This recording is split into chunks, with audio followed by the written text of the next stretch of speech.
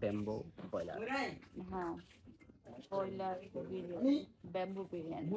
একটা দেশি, একটা ব্রয়লার। একটা ব্রয়লার। প্রাইস ব্রয়লারের কত? জন্য ব্রয়লার, দেশির জন্য দেশি। আমি দেশি অলওয়েজ। নো, আমি দেশি। আচ্ছা, আমি বলি দেশিটা হচ্ছে 750 টাকা, আর ব্রয়লারটা হচ্ছে 600 ভাই টাকা। খাবারের দাম একদম হিউজ, অনেক বেশি ভাই।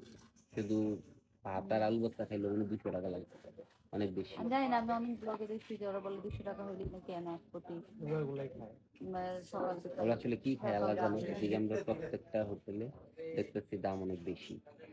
এখন ওরা কোন রেস্টুরেন্টে ভাই বাই